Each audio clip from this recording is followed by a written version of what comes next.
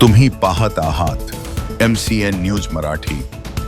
दिल्लीतील जंतर मंतर येथे आंदोलन करणाऱ्या विद्यार्थी-विद्यार्थिनींवरील कथित मारहाणीच्या निषेधार्थ वंचित बहुजन आघाडीचे नेते ॲडव्होकेट प्रकाश आंबेडकर यांनी पुकारलेल्या महाराष्ट्र बंदला जळगाव जामोद तालुक्यात 23 जुलै रोजी उत्स्फूर्त प्रतिसाद मिळाला। शहरातील बहुतांश प्रतिष्ठाने बंद ठेवण्यात आली।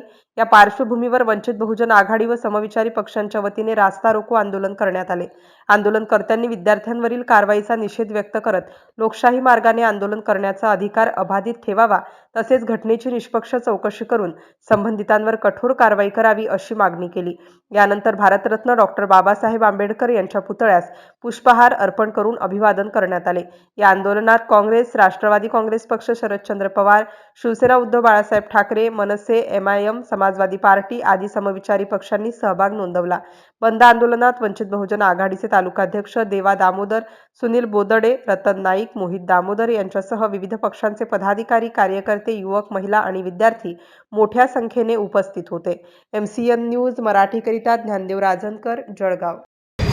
जंतर मंतर मैदानावर जो काही 20 जुलैला प्रकार घडला, त्या ठिकाणी विद्यार्थ्यांचं आंदोलन चालू होतं। नीटच्या पेपर फुटी संदर्भामध्ये त्या ठिकाणी हिटलरशाही सरकारने, भाजप सरकारने त्या विद्यार्थ्यांना मारहाण केली।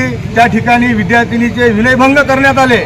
त्याच्यामध्ये आपण शिवाजी महाराजाचे मावळे आहो। शिवाजी महाराजांनी दुश्मनाच्या बी लेकीला आपली आई मानली होती। त्या पद्धतीने आपला भारत देश चालायला पाहिजे, पण हे हिटलरशाही सरकार त्या पद्धतीने चालत नाही आहे। ज्या ठिकाणी हिटलरशाही करते म्हणून आज वंचित बहुजन आघाडीची बंच हाक होती।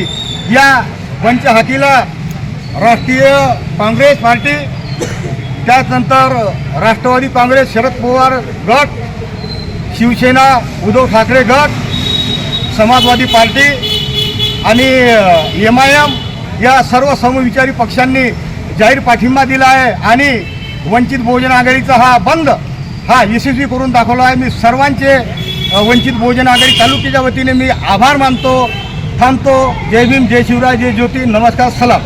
तालुक्यामध्ये वंचित बहुजन आघाडी आणि त्यासोबत काँग्रेस, राष्ट्रवादी, शिवसेना सर्वच आघाडींनी ज्यांचा हा विश्वास आहे की या देशाची लोकशाही टिकली पाहिजे म्हणून ही रस्त्यावरची लढाई सुरू केलेली आहे। आपण पाहतो आहे की जंतर मंतरवर गेल्या 20 तारखेला विद्यार्थ्यांनी जो प्रोटेस्ट आखलेला होता, त्या प्रोटेस्टनुसार संसद भवनावर शांततेने विद्यार्थी मार्च करत जात होते। अनेक देशभरातील आंदोलक त्या मोर्चामध्ये होते, पण तो मोर्चा त्या ठिकाणी त्यांनी संसदेवर जाऊ दिला नाही।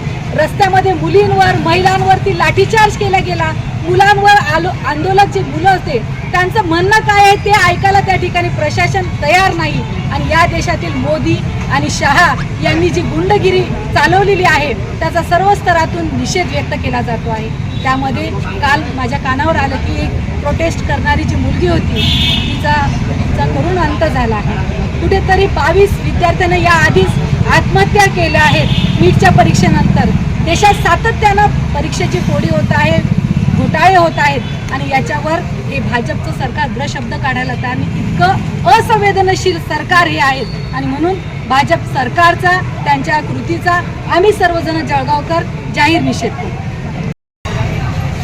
मोदी तेरी तानाशाही नहीं चलेगी, नहीं चलेगी। मोदी तेरी तानाशाही नहीं चलेगी, नहीं चलेगी। अमित शाह तेरी तानाशाही नहीं चलेगी, नहीं चलेगी। गेल्या अनेक दिवसापासून दिल्लीमध्ये जंतर मंतरवर जो फार मोठ्या प्रमाणात एक आंदोलन जे सुरू आहे, संबंध जगाने ते पाहिलेलं आहे। फार हलक्यात घेण्याचा प्रयत्न भारतीय जनता पक्षाच्या त्याच्या सर्व सहकार्याने घेतला आणि त्याचा परिणाम आज असा झालेला आहे की संबंध देश पेटलेला आहे। प्रत्येक मोठ्या मोठ्या शहरामध्ये आंदोलनाच्या संदर्भात लोक बाहेर, तरुण पिढी बाहेर उडालेली आहे। तरुण पिढीचं भवितव्य बर्बाद करणाऱ्या या मोदी सरकारचा या ठिकाणी निषेध करायला सर्व बाहेर उडालेले आहेत। आणि साधा विषय नीट परीक्षेमध्ये पेपर फुटीची नैतिक जबाबदारी घेऊन जर त्या धर्मेंद्र प्रधानाने राजीनामा दिला असता तर आज एवढा मोठा उपद्रव घडला नसता। पण त्यांना उलट असं वाटतं की धर्मेंद्र प्रधानांनी चांगलं काम केलं, पेपर फोडून हुशार मुलांचं भवितव्य बर्बाद करणं हा RSSचा आणि BJPचा एजेंडा आहे। तो एजेंडा चांगल्या प्रकारे राबवण्याचं काम धर्मेंद्र प्रधान करतोय, म्हणून त्याला हलवण्याची हिंमत ही मोदीमध्ये शहामध्ये नाही आहे. अरे या ठिकाणी माझा आपल्या लोकप्रतिनिधींना आपल्या मतदारसंघातले असो की जिल्ह्यातले असो त्यांना एक सांगायचं आहे, जाऊन सांगा थोडं तुमच्या मुख्यमंत्र्यांच्या कानावर टाका, ही आग आता एवढी पसरत चाललेली आहे. गनिमत समजा की धर्मेंद्र प्रधान पुरताच विषय आहे. आज राजीनामा धर्मेंद्र प्रधानचा घेता तर ठीक, नाही तर ही पंतप्रधानपर्यंत जाऊ शकते, याचा त्यांनी विचार करावा. आणि नंतर जे आपल्या एशियाच्या बांगलादेशमध्ये घडलं, जे नेपाळमध्ये घडलं, जे श्रीलंकेमध्ये घडलं, जे अजून बाकी ठिकाणी घडलेलं आहे, तोच प्रकार जेनझीचा तरुण पोरांचा उद्रेक बाहेर येईल. आणि राहुल गांधींनी जे वक्तव्य केलेलं आहे की 6 महिन्यामध्ये मोदी सरकार पडणार, मला वाटतं तिकडेच आता ही वाटचाल दिसून आलेली आहे. राहुल गांधींनी काढलेल्या भागीतं एकही आतापर्यंत खोटं ठरलेलं नाही आहे. हे मला अशक्य वाटत होतं, पण आता दिसून आलेलं आहे की ही जी पिढी आहे यांना CBI, ED, इन्कम टॅक्स याच्या काहीच मात्रा लागू पडत नाहीत. त्यामुळे यांनी सूत्र हाती घेतल्यानंतर निश्चितच बदल झाल्याशिवाय राहणार नाही. आणि बेमुरवतखोर आणि हुकुमशाही असणाऱ्या सरकारला पालथवल्याशिवाय लोक बसणार नाहीत, अशी मला पूर्ण खात्री आहे.